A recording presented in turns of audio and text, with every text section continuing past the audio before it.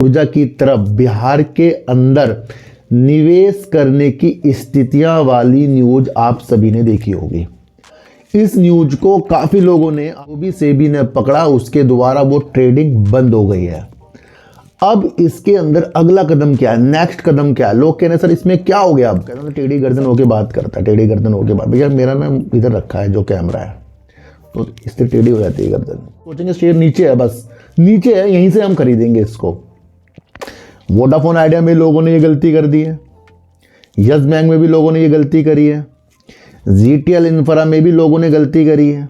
11 साल अधिकतर सोचना, जब भी शेयर नीचे होगा वहां पर वो लोग ज्यादा उमड़ जाएंगे जो उसको पहले ऊपर बेचकर अब सोच रहे हैं अब हमें नीचे मिल रहा है। बारे में हम आज बातचीत करेंगे और बात करेंगे यस बैंक हो या आपका वोडाफोन आइडिया हो या जीटीएल इंफ्रा हो या कोई ऐसा अन्य शेयर हो जो नीचे की तरफ आ रहा है।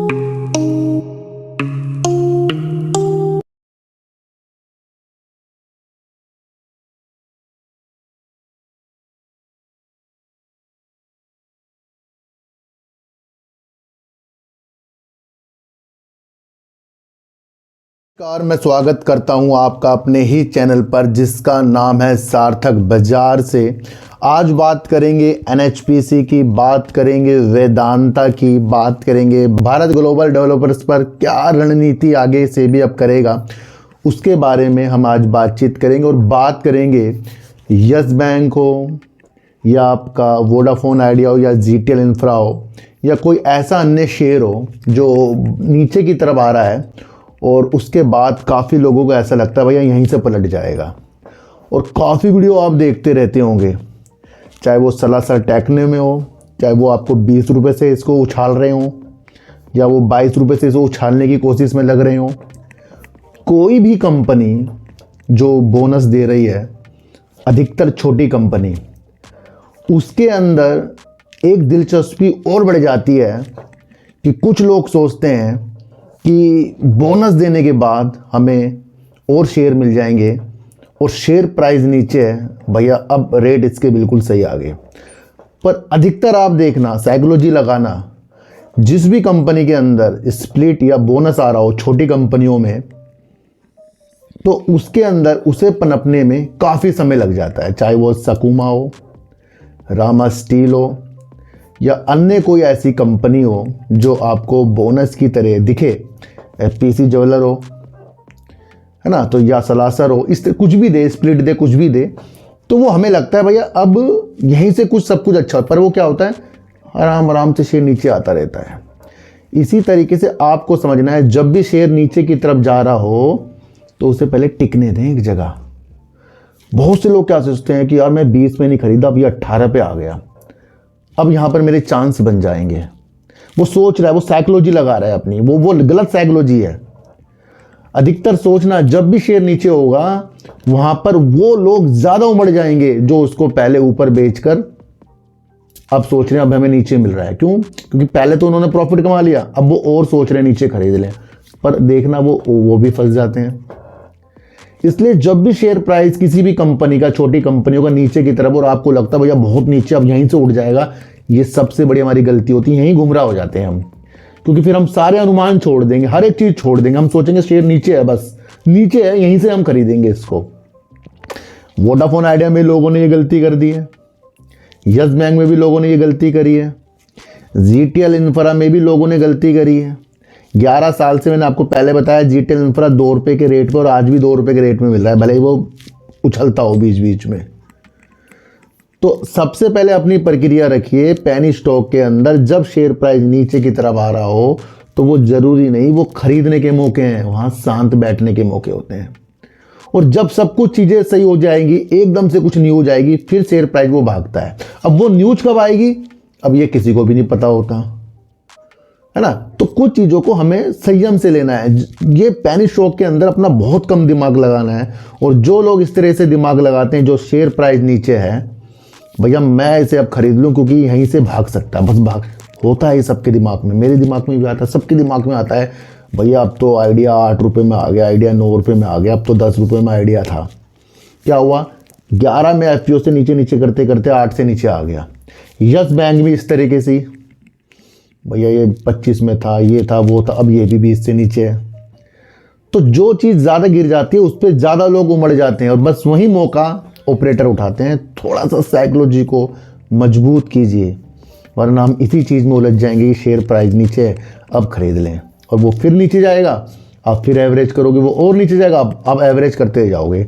इसलिए कम पैसों के साथ अपनी चीज़ों को, कोई से भी शेयर में जो आपको अच्छा लगता हो, जो भी आप कर सकते हो, वो आपकी अपनी मर्जी है। बल्कि चीज़ों को समझना है, जो गिर रहा है ना भैया वो गिर ही रहा है, बस फिर ये समझना, फिर तो उसमें इंतजार करो कुछ अच्छा होने के लिए।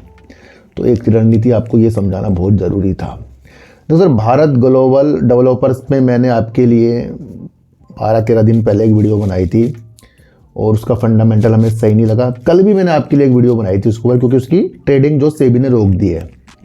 अब उस वीडियो में मैंने आपको एक चीज़ बताई थी कि मैंने पुरानी वीडियो को फिर से काट कर अपलोड किया है, जो कल 4 बजे किया था। अब इतने नासमझ भी लोग हैं, वो ये बोलते हैं कि न्यूज़ अपडेट लेट देता है। भाई भैया वो 12 दिन पुरानी न्यूज़ थी, उसके अंदर अगर आप मेरी कटिंग देखें, शेयर प्राइस उस टाइम 1000 रुपये करीब का था, आज तो उससे भी ऊपर है। वो चीज़ों को समझो, उसमें लिखा है ओल्ड वीडियो, साफ साफ लिखा है। जब हम उस विधि को नहीं जानते कि ये वीडियो पुरानी है, ये पहले डाल चुकी थी, अब इसलिए डालिए ताकि बताया गया है कि इसका फंडामेंटल क्या था और हम किस लिए आगे बढ़ रहे थे। 100% उस कंपनी के अंदर पब्लिक थी। अगर हम पुरानी वीडियो को देखकर साफ साफ लिखा है ये नहीं भाप सकते, जो 4 बजे वाली वीडियो थी, कि ये पुरानी वीडियो है, तो फिर हम मार्केट में कर क्या रहे हैं। सबसे पहले चीज़ ये समझो, जब हमें एक दिखती हुई चीज़ नहीं दिख रही है, जो हमें वो चीज़ नहीं दिख रही है कि पुरानी वीडियो है, अब नई वीडियो कल शाम की थी, वो तो जब हमारे अंदर अंतर करने की भावना ही नहीं आ रही है, तो मेरा मानना है कि कुछ चीज़ें हमें समझनी पड़ेगी। अच्छा, लोग कहते हैं टेढ़ी गर्दन होके बात करता है, टेढ़ी गर्दन होके बात, भैया मेरा ना इधर रखा है जो कैमरा है, तो इससे टेढ़ी हो जाती है गर्दन। वैसे मैं सही हूँ ना, वैसे मैं अपनी लाइफ में सही तरीके से बात करता हूँ, तो ये कैमरे की गलती है। काफ़ी लोग इस पर भी ऐतराज़ करते हैं। तो भारत ग्लोबल के अंदर जो वित्तीय जो इसने चीज़ें हमें बताई, या मौके का फ़ायदा इस कंपनी ने जो भी उठाया, उससे कुछ भी चीज़ें फर्जीवाड़ा जो हुआ है, उसके अंदर सेबी ने कंपनी के अंदर बैन लगा दिया और अन्य 17 लोगों को भी प्रतिभूति बाजार से या किसी भी तरीके से खरीद बेच से बैन कर दिया है। अब इनके ऊपर जो भी कार्रवाई सेबी करेगा उसके बाद ही उनकी चीज़ें खुलेंगी। यहाँ पर कंपनी का मसला जो भी सेबी ने पकड़ा, उसके द्वारा वो ट्रेडिंग बंद हो गई है। अब इसके अंदर अगला कदम क्या है, नेक्स्ट कदम क्या है? लोग कह रहे हैं सर इसमें क्या हो गया। अब सबसे पहले तो चीज़ों को समझो, फंडामेंटल चेक करके ही आपको चीज़ें करनी होती है। कुछ चीज़ों को सिर्फ आप लोगों के कहने पे नहीं खरीद सकते, कुछ भी हमें समझना पड़ता है। अब जो भी सेबी ने करा, अब सेबी क्या कह रहा है? अब सेबी कह रहा है अब इसके ऊपर वो विस्तार में जांच करेगा। मतलब अब हर एक चीज़ खुलेगी, अलग अलग रणनीतियाँ खुलेगी। इसमें क्या होगा, 2-4 महीने लग जाएंगे। और अब सेबी कह रहा है कि भैया वित्त वर्ष जो भी ये चल रहा है, उससे पहले पहले ये इसकी कार्रवाई पूरी कर लेगा। यानी कि मार्च 2025 से पहले पहले विस्तार जो भी जांच करेगा, विस्तार से करेगा। उसके अंदर से भी अब बिल्कुल स्पष्ट तरीके से वर्क करके कि भैया क्या गलती है, कहाँ होगी, क्या चीज़ें थी, तो इसमें अब 2-3 महीने जाने वाले हैं। तो लोग कह रहे हैं सर अब क्या होगा? अब तो सेबी करेगा भैया, सेबी ने पहले ट्रेडिंग रोकी, अब सेबी विस्तार से जांच करेगा इसके अंदर।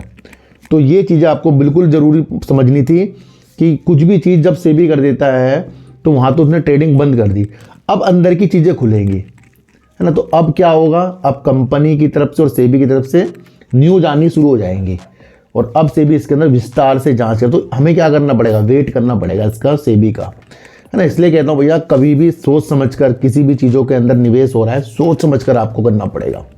तो ये एक न्यूज़ निकल कर आई थी जहाँ विस्तार से सेबी इसकी जाँच करेगा। NHPC आपको पता है जल विद्युत में अच्छा खासा वर्क करती है और कंपनी की लगभग 7 गीगावाट की जल विद्युत की इसकी क्षमता है। और कंपनी की जो निर्माणाधीन परियोजना है जो जल विद्युत के अंदर चल रही है वो करीब 9.2 गीगावाट की है। तो यानी कि 7 गीगावाट की कंपनी के अंदर क्षमता भी है जिस पे वो वर्क करती है। 9.2 गीगावाट की क्षमता कंपनी निर्माणाधीन है, यानी कंपनी उस पर वर्क कर रही है। तो जब वो भी हो जाएगा तो क्या हो, उसकी क्षमता में वो जुड़ जाएगा। तो 9.3 गीगावाट की जो क्षमता है, तो 9.3 गीगावाट की क्षमता निर्माणाधीन है और अभी इसके पास कितनी क्षमता है, 7। तो यानी कि जो आगे क्षमता बढ़ने वाली है वो उसकी मौजूदा क्षमता से काफ़ी ज़्यादा है। ये भी आप समझ कर चलना। एनएचपीसी ने 5500 करोड़ रुपए 1000 मेगावाट के लिए सौर ऊर्जा, हरित ऊर्जा की तरफ बिहार के अंदर निवेश करने की स्थितियां वाली न्यूज आप सभी ने देखी होगी। इस न्यूज को काफ़ी लोगों ने आपको हल्ले मचा मचा के बता दिए होंगे, भैया 5500 करोड़ रुपए एनएचपीसी बिहार में निवेश करेगा। बिहार में तो अडानी ग्रुप ने भी 20,000 करोड़ रुपए घोषणा की थी निवेश।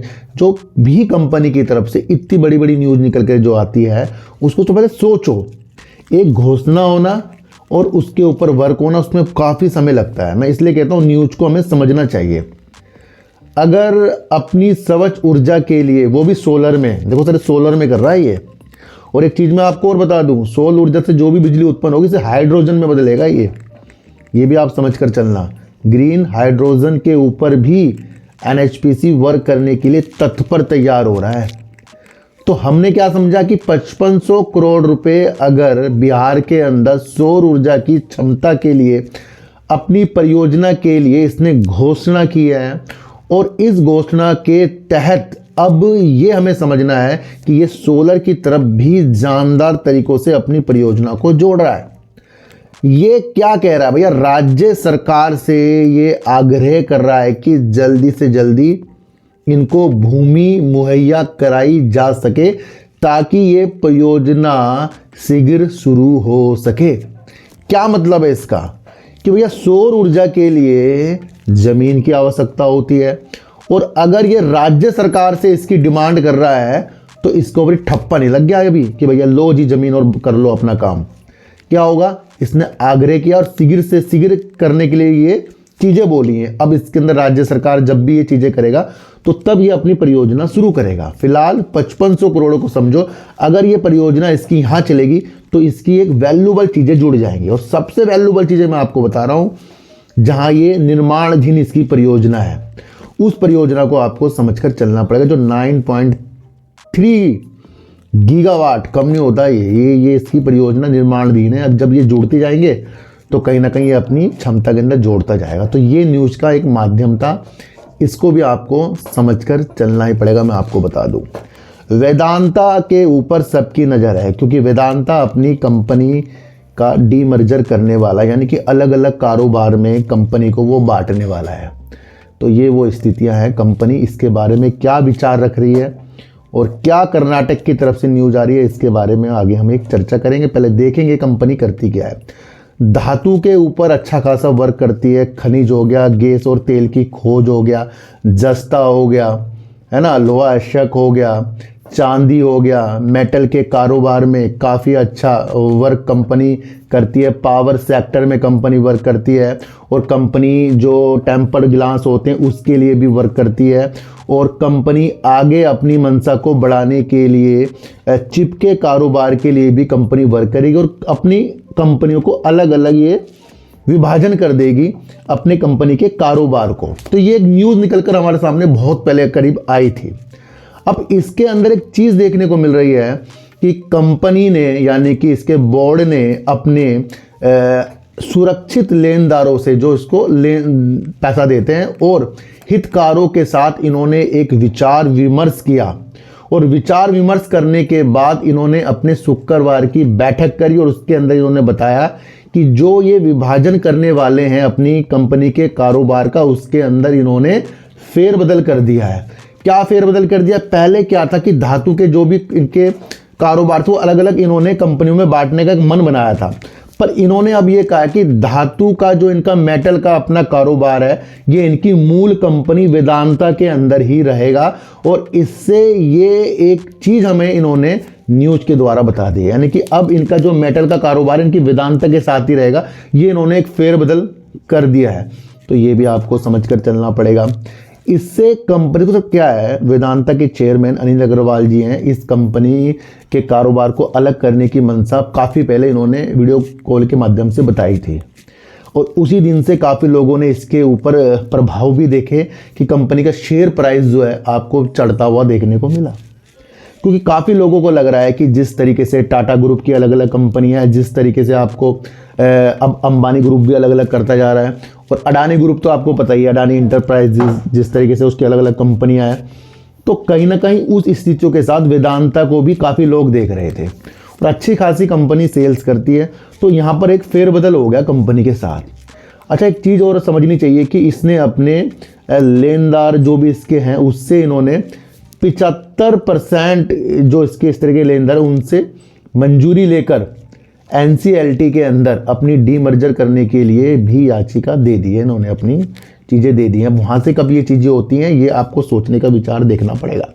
कंपनी कह रही है कि भैया इस वित्तीय वर्ष के अंदर ही अपनी चीज़ों को निपटा देंगे, यानी कि 2025 मार्च तक के अपनी इस तरह की डीमर्जर की चीज़ों को अलग अलग कर देंगे। तो ये भी एक इसके लिए अच्छी चीज़ हो रही है, ये समझकर आप चलना। देखो सर, एक कंपनी का शेयर अलग अलग कंपनियों के साथ आपको मिल जाए तो वहाँ पर आपको समझना चाहिए कि शेयर प्राइस तो फिर इसका ऊपर ही होगा, तो वो चीज़ आपको समझकर चलनी पड़ेगी। अच्छा, एक न्यूज़ और मैंने आपको बीच में बताई थी जहाँ NMDC के लिए वो प्रॉब्लम वाली हमारे लिए दिख रही थी, क्योंकि कर्नाटक सरकार ने अपने राजस्व को बढ़ाने के लिए जो लोहा अशक होता है उसकी जो खनन करती है कंपनी, वो शुल्क बढ़ाने के लिए कुछ चीज़ें की थी और 10,000 करोड़ रुपए अतिरिक्त वो इस तरीके से जुटाने के लिए सोच रहा था राज्य सरकार।